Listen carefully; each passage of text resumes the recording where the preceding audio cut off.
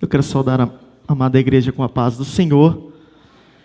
Deus abençoe, meus irmãos. Podeis tomar os vossos assentos. Eu não quero cansá-los, né? E antes de nós ministrarmos a palavra de hoje, eu quero e preciso, né, fazer um convite a você, jovem que aqui está, né? Às vezes você está namorando e com pretensões de casar. Nós fazemos todo o domingo, em consonância com a escola dominical, junto com a escola dominical, nós estamos ministrando aqui a segunda edição do nosso curso para noivos, né? Nós falamos que é curso para noivos porque ele é preparação para o casamento, mas ele também serve para aquele jovem que está bem convicto do namoro que ele está tendo e quer tomar uma atitude, está só aguardando o tempo certo para tomar a atitude de noivar aí e posteriormente se casar. Então, nós começamos hoje uma turma e nós queremos que você participe, você que tem essa pretensão, e você às vezes que está nos assistindo pela internet também e quiser participar, nos procure. Nós estaremos aqui sempre aos domingos ministrando este curso. São alguns professores e nós explicamos temas importantes, desde a questão do noivado, né, do namoro, como que deve ser, até a parte de higiene, saúde, direito do casamento, né, e também a vida familiar, tudo à luz da Bíblia e aquilo que é necessário para que uma família seja formada a partir do casamento. Então, meu irmão, participe. A gente tem essa pretensão porque nós só fizemos uma turma. Eu não lembro quanto que foi a turma, acho que, se eu não me engano, foi ano passado? Ou foi ano retrasado? Nós fizemos a primeira turma, as cobaias nossas, né? E o casamento está uma benção até hoje. Então, eu acho que funcionou o curso, né? Graças a Deus, a intenção é essa. A intenção é que você esteja preparado para o que vai acontecer, ou o que acontece no casamento. Eu quero fazer uma leitura com você e queria convidá-lo a abrir a sua Bíblia no Evangelho de João, no capítulo de número 5.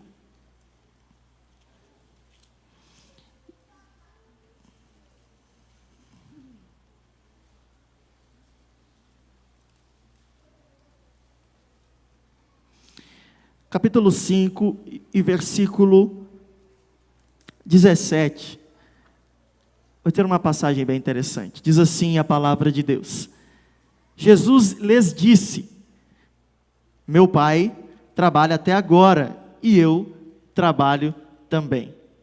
Amém. Meus irmãos, nós sabemos, temos a plena convicção de que Deus é um Deus incansável. E como essa palavra que Jesus vai nos dizer no Evangelho de João, ele vai dizer que Deus é um trabalhador. Ele trabalhou, e a obra mais magnífica que ele fez, nós poderíamos dizer que foi a criação, mas eu acredito que foi a redenção, porque a redenção era trabalhada fora do tempo e antes mesmo da fundação do mundo, né? Então Deus, antes de criar o universo como nós conhecemos, Ele já havia preparado um plano de salvação para mim e para você. Então Ele já estava trabalhando. Ele formou o mundo como nós conhecemos e vem trabalhando na história de muitas pessoas para fazer aquilo à sua vontade e proclamar a sua glória. Mas eu quero perguntar nessa noite para você, primeiramente, uma pergunta simples: quantos aqui são empregados? Levanta a mão, levanta a mão. Temos bastante pessoas, né? Quantos são empregadores? Levanta a mão. Olha, tem algumas pessoas, que bênção.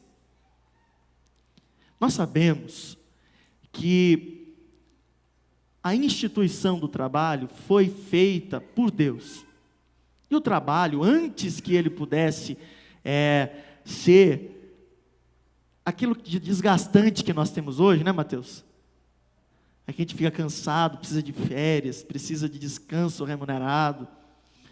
Ele era perfeito antes da queda. O trabalho não era nada disso do que a gente tem hoje.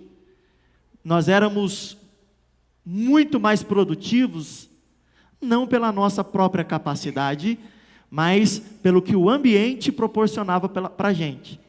Depois da queda, o pecado ficou um pouquinho mais difícil, mas mesmo assim, ele nunca deixou de ser abençoado por Deus.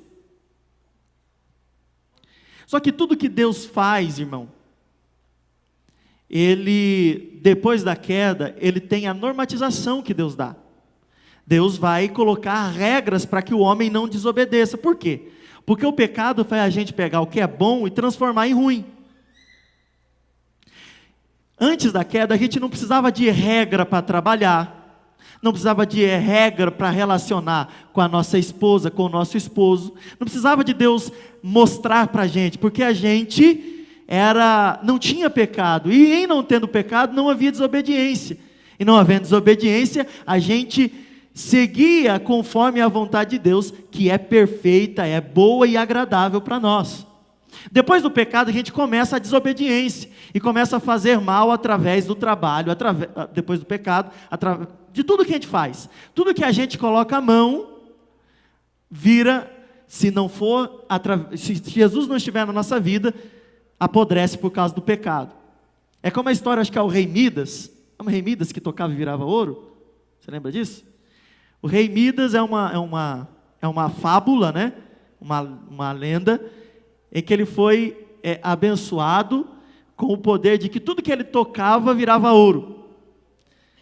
No primeiro momento ele ficou faceiro, né? Porque você imagina, tocar nesse sininho aqui, ouro, oh que benção. O problema foi na hora que ele foi pegar uma maçã para comer, Clebers. Que ele foi pegar a maçã para comer e na hora que ele levou a boca foi morder, ouro. Quebrou os dentes, coitado. Depois, diz que o triste final dele foi quando a sua filha veio correndo, se lançou aos seus braços e ele abraçou. E ela virou uma estátua de ouro. Então tudo que a gente toca é mais ou menos como o rei Midas. Tocou, em vez de virar ouro, vira sujeira, vira pecado. Porque a gente é contaminado pelo pecado e pelo pecado, a gente faz coisas erradas. Jesus entra na nossa vida e agora nós produzimos frutos de justiça. Então a gente não produz mais maldição, a gente não produz mais morte. Agora a gente, pelo poder do Espírito Santo, produz vida. Certo? Só que Deus vem, no decorrer da história, mostrando para o homem que existe um bom relacionamento com o trabalho e uma maneira de se comportar, sendo tanto trabalhador quanto empregado. Aí, irmão, eu não lembro bem o século, acho que foi século XIX, né? Ou XVIII, que foi escrito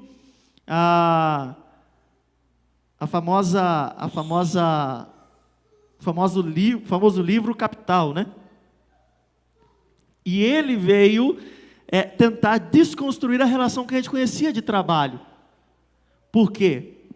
Porque nele, um tal de Marx, você conhece? Ele vai tentar transverter tudo e mudar tudo. Ele quer um embate entre as classes. Então, deveria haver uma luta entre o trabalhador e o empregador, o empregado e o empregador. Mas não vem ao caso. O importante é que o que ele tentava fazer era, silenciosamente, desconstruir uma questão importante de toda a sociedade, a questão da autoridade. Marx, ele queria que todos fossem autoridade, e a gente pudesse desconstruir a hierarquia que existe no mundo. Agora, isso é um problema, porque, irmão, quando nós desconstruímos a figura que nós conhecemos na terra como autoridade, fica facinho de a gente desconstruir a figura que Deus é de autoridade para nós. É ou não é verdade? Quando eu pego e falo que não existe autoridade, que cada um é autoridade, eu sou a autoridade máxima da minha vida, ninguém pode mandar em mim, ninguém pode falar nada de como eu devo fazer, o que eu devo fazer, eu logo vou perverter a relação que eu tenho com Deus, e vou desvirtuar que Deus é uma autoridade na minha vida. Tudo isso é uma manobra do inimigo para tentar fazer com que a gente venha deixar a Deus. Mas para você que é empregado, nós temos muitos irmãos empregados, e para você que é empregador, neste 1º de maio, dia do trabalho,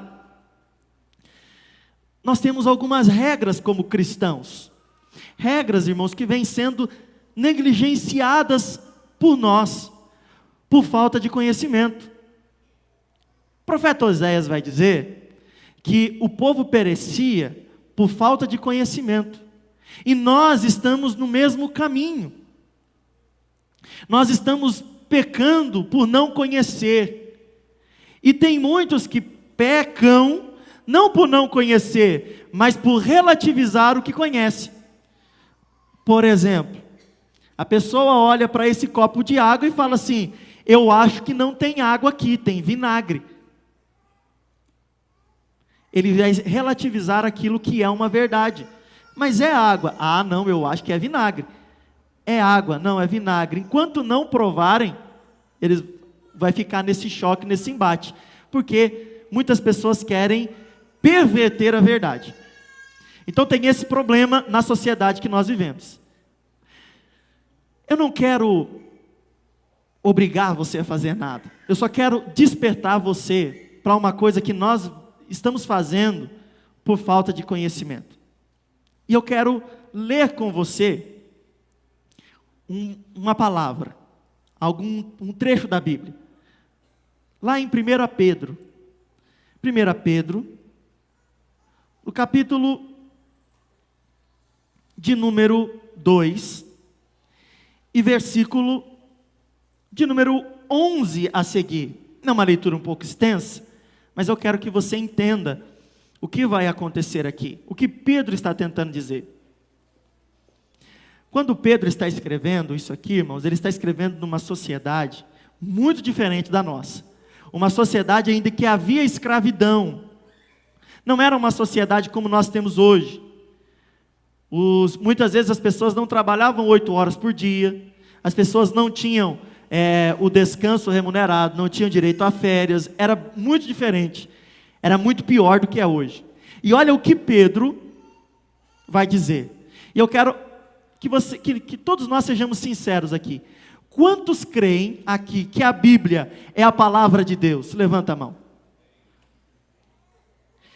Se ela é a palavra de Deus, você quer que ela do começo ao fim é a palavra de Deus, ou você quer que só um pedaço dela é a palavra de Deus?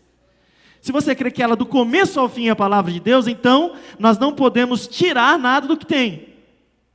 E nem tentarmos fazer um entendimento que não é realidade, certo? E olha o que Pedro vai dizer. Amados, peço-vos como peregrinos e estrangeiros que vos abstenhais dos desejos carnais, os quais combatem contra a alma.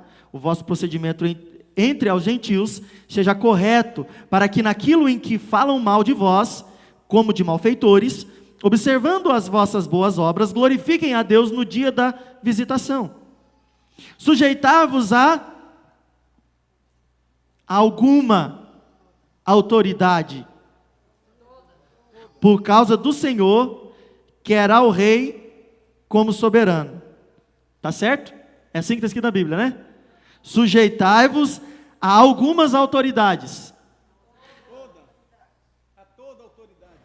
A toda autoridade? É isso, irmão Joaquim? Então não é alguma, é toda. Então tá bom, vamos lá. Quer aos governadores, como por ele enviados, para castigo dos malfeitores e para louvor dos que fazem o bem. Pois é a vontade de Deus que, pela prática do bem, façais emudecer a ignorância dos insensatos, como livres, e não tendo a liberdade como desculpa para a malícia. Interessante isso, né?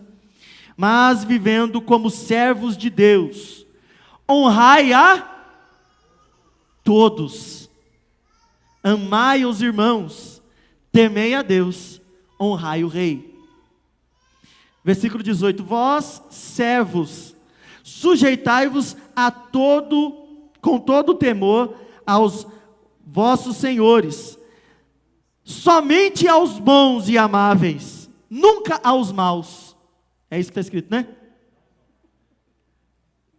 Vamos lá, eu vou ler de novo e você vai ver comigo Você vai confirmar que é isso que eu estou falando. Vós servos, sujeitai-vos com todo temor aos vossos senhores. Não só... Opa! Somente aos bons está escrito, né? E amáveis. Os maus vocês deixam de fora. É isso que está escrito? Não, está escrito o quê? Não somente aos bons e amáveis, mas também aos maus. Pois é louvável que alguém, por causa da consciência para com Deus, suporte tristezas, padecendo injustamente. Que glória, porém, é essa? Se pecando e sendo esbofeteados por isso, os suportai com paciência? Se, porém, fazendo bem, sois afligidos e os suportais com paciência, isso é agradável a Deus. Para isso fostes chamados, porque também Cristo padeceu por vós, deixando-vos o exemplo para que sigais as suas pisadas. Irmão, a palavra de Deus, ela, conforme a gente vai conhecendo, ela vai abrindo muitas áreas da nossa vida e vai corrigindo muitas coisas que a gente pensa de maneira errada. Ok? Por exemplo, semana passada nós tivemos aqui, nós aprendemos muito claramente que existe um tabu. Tem muitas pessoas que pensam que a prática do sexo é pecado, sendo que na verdade isso não é pecado. Isso é uma bênção, é uma dádiva de Deus, só que tem a maneira de ser praticado, certo? Porque se a gente praticar à luz do pecado, a gente vai estragar, não é verdade? Agora a gente praticando como salvos de Deus, à luz da palavra, que nos guia e nos conduz, aí torna-se uma bênção como Deus o fez para ser. Isso, à luz da Bíblia, né? Dentro do casamento. Como que o trabalho pode ser uma maldição para mim e para você? Como você pode achar que o trabalho é uma maldição para você? Como você pode reclamar tanto do teu trabalho, sendo que foi Deus quem mandou, Ele mandou que nós trabalhássemos. Principalmente nós homens, mas hoje não somente, as mulheres também trabalham. Amém por isso, mas a gente tem o relato inicial da criação que Deus deu o mandato de trabalhar para o homem. Não é verdade? Na criação, antes do pecado, nós estamos estudando na quinta-feira, eu estou ficando até repetitivo, Deus fala para o homem, e pôs Deus o homem no jardim para o cultivar e guardar. Deus estava falando o quê? Trabalha aí, meu filho. E quando você vai trabalhando, você vai proclamando a minha glória, através das suas mãos. Porque você vai fazendo do jeito que eu gosto, do jeito que eu quero, e o meu nome vai sendo glorificado na sua vida, porque a criação vai ver que você é um líder bom, que você é uma autoridade boa, e que você faz o bem, e conforme as gerações posteriores vão vindo, vão vendo, realmente ele é um servo de Deus, e ele trabalha como Deus quer. Então através do nosso trabalho, nós glorificamos a Deus. Você não está produzindo riqueza para o seu patrão, e você também não está produzindo riqueza para o país, você que é empregador. Você está glorificando a Deus pelo trabalho que você exerce. E a Bíblia é clara em falar isso. A Bíblia vai rechaçar os preguiçosos através do livro de Provérbios, mas não só. Nós vamos ter, Paulo fala sobre os preguiçosos, Provérbios vai falar sobre os preguiçosos, a gente vai ter várias passagens bíblicas falando sobre os preguiçosos, porque Deus não gosta daquele que não trabalha. Deus gosta daquele que produz alguma coisa, e daquele que produz segundo a sua vontade. Agora, irmão, lembra que eu falei um pouquinho do Marx? Sabe o que está acontecendo? Essas ideologias, elas vão entrando sorrateiramente pelas nossas vidas. E nós, como crentes, vamos assimilando isso, não porque a gente quer, mas porque vão impondo na gente. A gente vai, por negligência nossa, e todos nós podemos nos incluir nisso, por negligência nossa, nós começamos a praticar o que é errado, por falta de conhecimento. E Deus vai enviando sobre nós o alerta primeiro, porque Deus, Ele é misericordioso, Ele acende a luz vermelha primeiro, ou a luz amarela, fala, ó, atenção, está meio errado aí. Quando não funciona a luz amarela de atenção, Ele começa a castigar o povo. É assim que Ele faz. Porque se nós somos povo dEle, nós somos chamados de filhos dEle, e Ele vai dizer, a palavra de Deus vai nos dizer o quê? Que o pai corrige o filho a quem Ele ama. Então chega uma hora que o pai vai falar, meus filhos, não façam isso, meus filhos, não façam aquilo, e nós continuamos desobedecendo, o que resta para nós? Chibata no lombo. Aí nós temos que apanhar. Então agora, Deus vai fazer vários alertas para nós a respeito do que nós estamos vivendo hoje na nossa sociedade. E eu fui confrontado por Deus, e não somente por Deus, também por homens que Deus usou. Inclusive homens que não eram tementes a Deus, não eram crentes. Eu quero muito que você preste atenção. Você que trabalha, eu queria que você prestasse um pouco atenção aqui, ou você que é empregador também. Primeiro, irmãos, nós estamos caindo em um conto maligno que quer perverter a autoridade da Escritura. Por quê? Muitos de nós acreditam que reivindicações em grande quantidade, as famosas greves, são coisas que Deus aprova. Porque quando nós fazemos, por exemplo, uma greve, vamos colocar uma greve, nós estamos fazendo a greve contra uma autoridade, contra o que ela propôs para nós. Por exemplo, geralmente o banco fazia greve todo ano, não sei se está fazendo mais, acho que não. O que eles falavam? Não concordamos com os nossos patrões, não concordamos com os nossos chefes, não concordamos com aqueles que estão sobre nós como autoridade. Não é isso? Não é isso que uma greve fala? Nós queremos condições melhores. Irmão, isso não é errado você chegar para o seu patrão e falar assim, olha, você pode aumentar o meu salário? Eu acho que eu estou trabalhando bem, e eu queria que você aumentasse o meu trabalho, eu tenho produzido isso e aquilo, e eu acredito que eu mereço. Isso não é errado. O errado é que quando o patrão dá uma negativa para você, você fala assim, então você vai ver o inferno que eu vou fazer na tua vida. Eu vou fazer um motim aqui e vou derrubar você. Isso é errado, porque você está indo contra a autoridade que Deus constituiu sobre a sua vida. Quer boas, quer más. E existe uma prerrogativa para Deus colocar autoridades más sobre nós. Você sabia disso? Sabe por que Deus coloca uma autoridade ruim sobre nós? Sabe por quê, irmão? Por causa da sua justiça. Quando Deus coloca um líder sobre nós que é ruim, é porque nós estamos precisando aprender alguma coisa e mudar a nossa forma de pensar e agir. Em todas as áreas, irmão. Em todas. Deus está querendo trazer um despertamento para nós, na individualidade, ou para nós na coletividade. Eu vou contar um rápido testemunho para você de uma coisa que aconteceu. Duas coisas que aconteceram. A primeira, uma coisa muito pessoal, né? Eu trabalhava na Crédito Coamo, na cooperativa de crédito da Coamo. E, rapaz, eu sempre gostei de fazer tudo aquilo que o meu líder se agradava. Vocês podem chamar isso de puxa aquilo lá, mas não era. Era que eu realmente gostava, eu queria que ele confiasse em mim. O maior pagamento que eu poderia receber do meu patrão era do meu líder, era a confiança dele. Quanto mais confiança, mais eu sabia que eu estava desempenhando bem o meu trabalho. E quanto mais confiança é delegado, a remuneração vem como consequência, certo? E chegou uma menina, uma mulher já, eu estava comentando até com a minha esposa, eu falei para ela, eu senti saudade dessa pessoa. E ela era muito competente, extremamente competente, mas muito competente mesmo. Ela era comunicativa, prestativa, ela fazia tudo o que era pedido para ela e até mais um pouco. Ela era muito competente. E o que você acha que uma pessoa dessa vai despertar no chefe ou no líder dela? A simpatia, não vai? O chefe vai gostar dela, não vai? E o que aconteceu, irmão? Comigo. Não só comigo. Eu fiquei com dor de cotovelo, ciúmes. O problema é que se eu tivesse ficado com ciúme e tivesse falado assim, eu vou lutar para me passar ela, beleza. Mas o problema é que eu cometi um erro no meu trabalho. Que eu me arrependo até hoje, eu queria voltar lá e consertar. Porque eu, junto com alguns amigos meus, que também sentiram, eu fui induzido. Mas também participei também, né? Não é desculpa.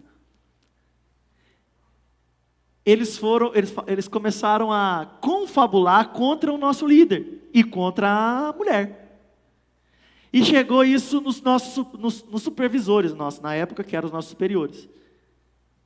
Chegamos a falar com eles, falar, ó, o negócio está estranho lá, porque tudo a atenção é para ela, eu acho que está acontecendo alguma coisa. Meu irmão, sabe o que aconteceu?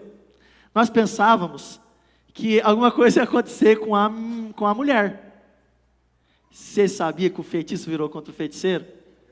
O nosso chefe chamou, era 3 ou 4 pessoas, eu não lembro. Acho que era 4. Ele chamou na sala de reunião. Quando o chefe chama você, perto da hora de ir embora, você pode saber que não é coisa boa. Quando chama no começo do dia, é para passar as metas do dia, né, os objetivos e tal.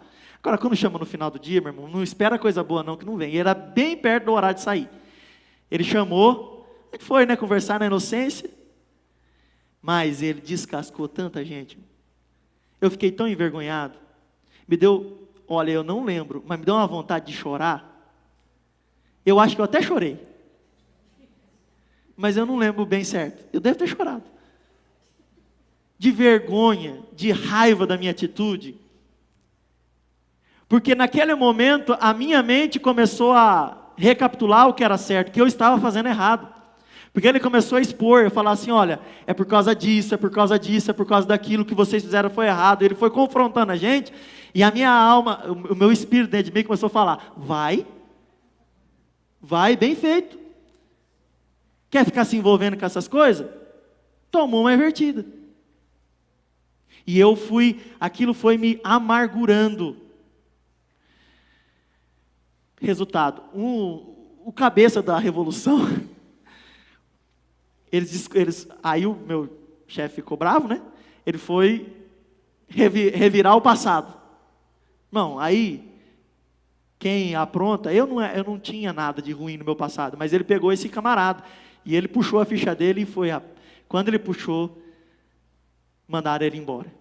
Mas, aquilo serviu de lição para mim. Qual foi a lição? Irmão, independente do que aconteça, eu devo fazer o melhor que eu puder no meu trabalho. Quer o meu chefe seja bom ou ruim. Eu já contei para vocês que eu trabalhei 2 meses para um cara e ele não me pagou. Se eu ver ele na rua, irmão, desperta uma ira santa em mim. Você sabia que tem essa de ira santa? Não tem nada, mentira.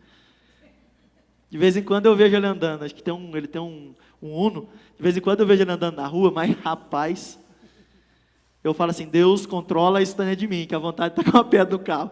Mas eu não faço isso não. Mas deu vontade de chegar no escritório e pegar todas as coisas e vai embora. Deu 2 meses, irmão, trabalhando igual um cabelo e ainda não me pagou. Mas tudo bem, passou. Hoje, graças a Deus, eu não preciso mais daquilo. E era um salário de miséria, R$350, Osório. R$350 o miserável me pagou, R$350 cada mês, né? Salário de miséria, pai. Mas tudo bem. Eu não tinha ideia, naquela época, que o que eu estava fazendo era contra o Senhor. Deus não se agradava. E Deus me confrontou. Naquele momento, o meu líder foi ruim para mim. Mas por quê? Porque eu precisava de um líder ruim, eu não precisava de um líder bom. Um líder bom que passava a mão na minha cabeça ia só estimular eu a errar mais ainda. Então um líder ruim, ele me despertou para enxergar aquilo que Deus não estava agradando dentro de mim. E ele não era crente. O segundo exemplo que eu falei que ia dar para você, nós fazíamos no meu MBA, né, uma pós-graduação, uma pessoa, ele veio de um lugar, não vou revelar quem que é, pode ser que esteja alguém que é de lá, ele veio de uma terra, do estado que eu já tenho aversão. Quem me conhece sabe que estado que é. E ele falava, e ele foi explicando, ele falava sobre mercado financeiro, sobre tudo que você pensar de mercado financeiro. Ele trabalhava, ele era administrador de corretor imobiliário, e ele começou a falar e tal. E nós estávamos bem na época do governo Dilma. Governo muito contestado, tanto que foi impeachmentado, né? E aquele homem falou um negócio que, mais uma vez, foi Deus na minha alma. Porque naquelas épocas, irmão, eu era, sabe, né? A gente estava estudando e ficava, e era muito assim, muito radical no nosso pensamento.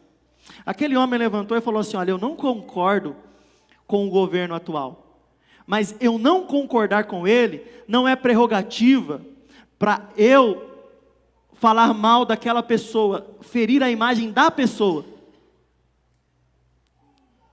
Olha, eu, por exemplo, ele falando, eu não chamo, ela pode até ser, mas eu não chamo ela de feia, eu não chamo ela de burra, eu não chamo ela de... E foi citando as características. E justamente aquilo que eu chamava.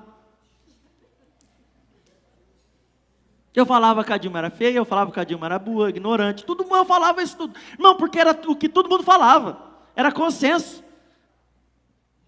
Só que o que era o grande problema? O que ela era sobre a nação? Quem ela era? Era o quê? A maior autoridade da nação. Eu podia discordar com a metodologia dela, e posso até hoje discordar.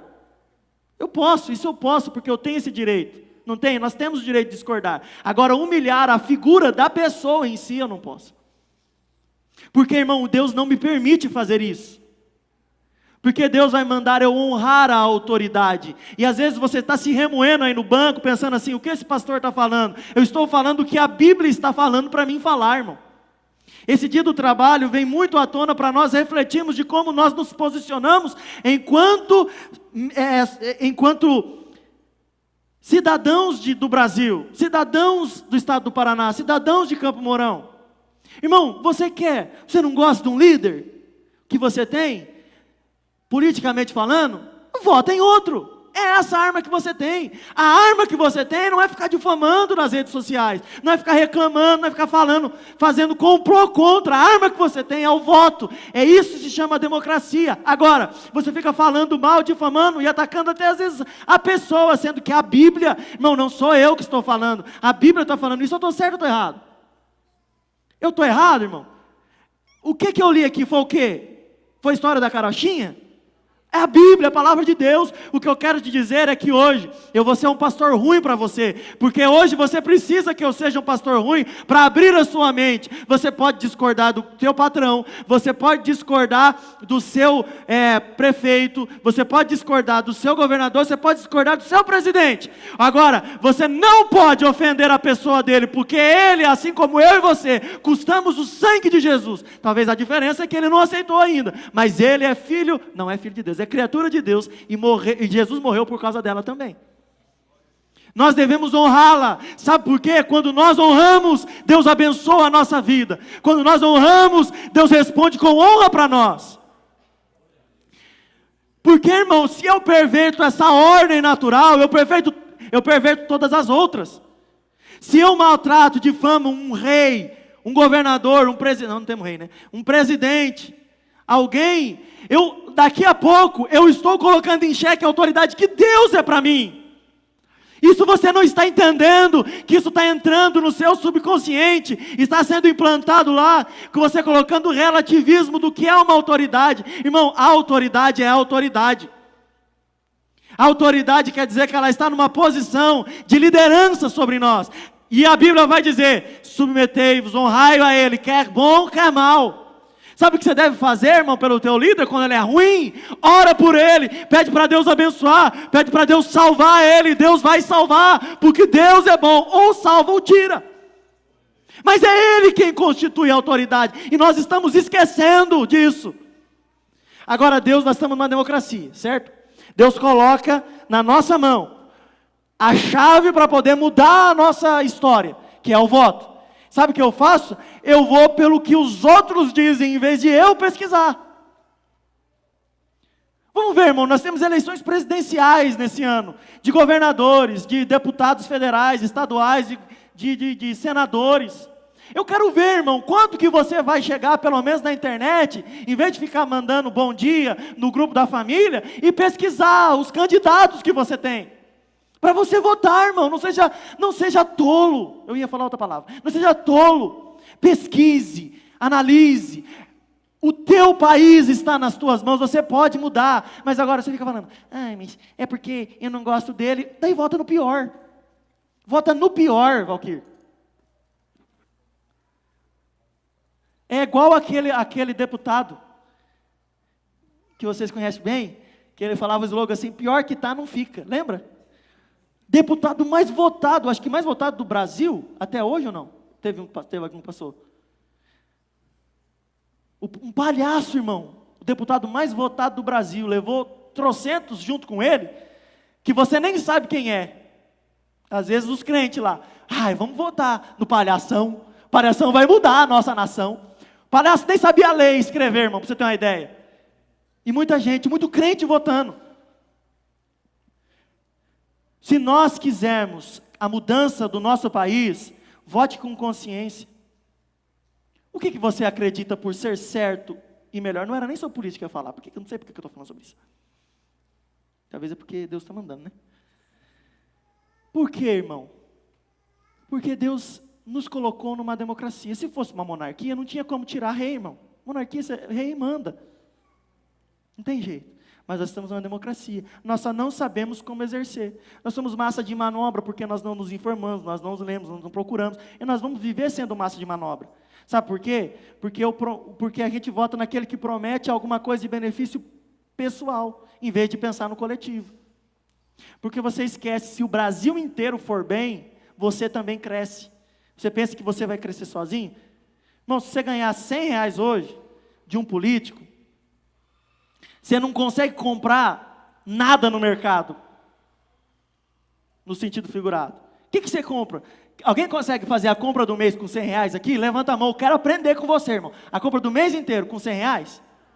Mas tem gente que está vendendo 4 anos do teu país, 4 anos da cidade, por causa disso. Um tanque de gasolina, está um pouquinho mais caro, né? Deve estar o quê? Uns 300 conto? 400 conto? Vamos colocar R$400? Um carro popular? Vamos lá, vamos encher. Enche aqui o tanque de gasolina para mim. E vendeu o teu futuro, o futuro dos teus filhos, o futuro da tua família por um tanque de gasolina. Por um cargo. Tem vários irmãos, irmão, que são assim. Vote com consciência. Primeiro, veja os princípios da pessoa, de onde ela veio, quem ela é, qual a história dela. Se tem alguma coisa que pode contribuir com o país ou não.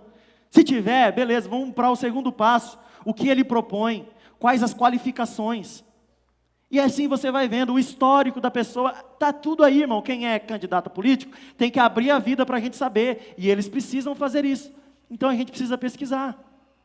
Eu não sou candidato a nada, irmão, e nunca vou ser. Mas eu quero simplesmente que você faça o que é certo, não porque alguém mandou você fazer, porque você tem consciência de cidadão e sabe que você tem a chave na sua mão. Agora voltando para a questão do trabalhador, já encerrando. O problema agora para os empregadores. Deus te deu uma autoridade, e essa autoridade deve ser exercida com muita temperança. Nós falamos isso na quinta-feira, quando eu falei que a autoridade requer autocontrole. Eu vou ser um líder exigente quando precisar ser, mas também vou saber quando elogiar, vou saber quando enaltecer o trabalho de uma pessoa.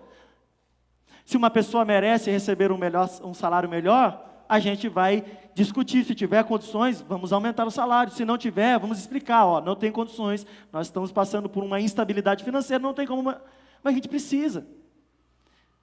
Então você que é empregado, não haja como só você quer ganhar dinheiro, só você quer ser o maioral. Não, entenda que Deus colocou você como uma autoridade sobre a vida de pessoas, e essa autoridade requer responsabilidade, e Deus vai cobrar. Deus vai cobrar. Se Deus colocou pessoas para você cuidar, se você cuidar mal, Deus cobra. É a mesma coisa dos nossos líderes, dos líderes civis. Irmão, você acha, vamos pegar um exemplo.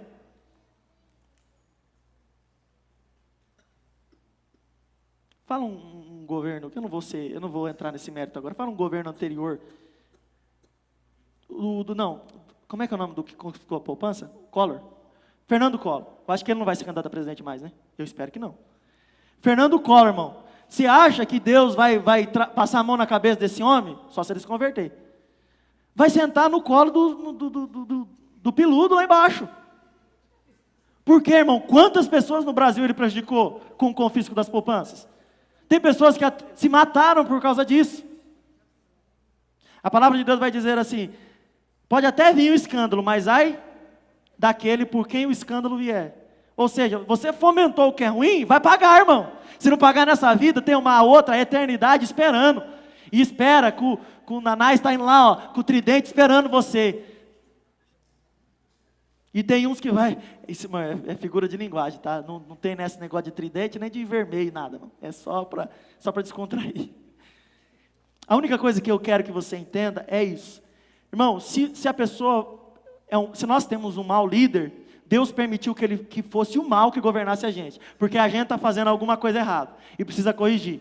Agora, esse mal vai ter um acerto com Deus também, porque ele tem opção, escolher ser bom e ser mal. Se ele vai ser mal, Deus vai tratar.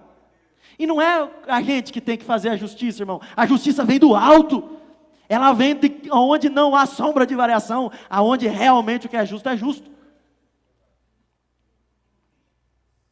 Então, nesse dia do trabalho, quero orar por você que é trabalhador, você que é empregador, você que está desempregado. Olha que bênção, vamos orar para os desempregados, aqueles que estão precisando do emprego, vamos nos colocar em pés. Tantas pessoas que querem ter um emprego, você está reclamando do teu, mas eu ganho uma mixaria. Pois é, mas tem gente que queria ganhar a mixaria que você está ganhando. Vamos orar? Tem alguém aqui que está precisando? Que Deus abra uma porta de emprego? Se tiver, vem aqui, vamos orar. Rapidão. Deus vai abrir uma porta para você. Eu creio. Esse dia não é um dia qualquer. Eu quero chamar também o irmão Zé Felipe. Irmão Zé Felipe, ajuda aí, irmãos, ora. Irmão Zé Felipe, por favor, algum obreiro. Irmão Zé Felipe pediu unção. Irmão, alguém que está todo mundo empregado, bênção de Deus, irmão. Vem aqui, se a gente vai desempregado, vem rapidinho, eu quero orar por você. Pedir para Deus abrir a porta, para Deus abrir um empregão para você, daqueles bons mesmo, com um patrãozão bom, se você merecer. Sabe, aquele patrão que paga você bem, glória. Mas melhor do que paga bem, ele reconhece o seu trabalho.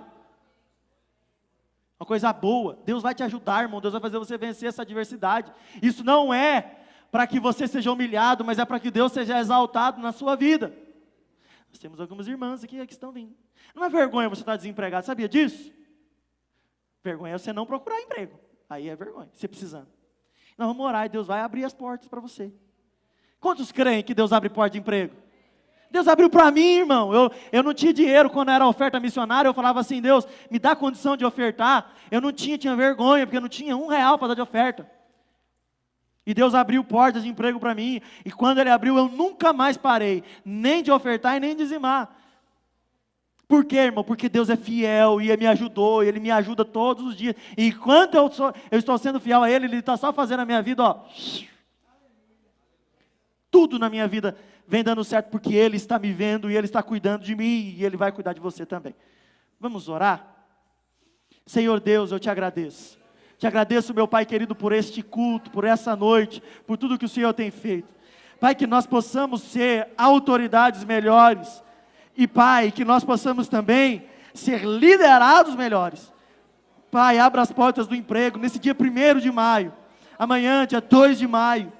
Pai querido, que o nossa irmã possa receber uma ligação, pedindo para ir até a empresa fazer uma entrevista.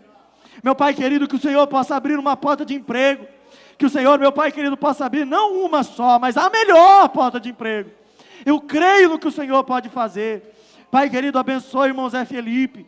Meu Pai querido, ele perdeu seu filho recentemente, cura a sua dor na alma, a sua tristeza, ajuda ele a superar esse momento, dê saúde ao seu filho. Meu Pai, a todos quanto a questão, ao nosso irmão Moisés, que passou por aquela cirurgia, recupera completamente o seu corpo. Em nome de Jesus, não deixa nada faltar, ó Pai, para nenhum dos nossos irmãos que aqui estão, seus filhos. Por favor, ó meu Pai, que eles possam ter condições de fazer o melhor, ó meu Pai, pelos seus filhos, Pai querido, pelos seus amigos, pelo seu patrão, pelos seus empregados, tudo, meu Pai, para a honra e a glória do seu nome. Eu, Pai querido, abençoo essas pessoas pela autoridade que o Senhor é na minha vida e que o Senhor delegou a mim, em nome de Jesus. E que o amor de Deus, a graça do nosso Senhor Jesus Cristo e a comunhão do Espírito Santo estejam com todos hoje e sempre. E que todos digam: amém. Deus te abençoe, meu irmão. Essa vitória vai ser sua, em nome de Jesus.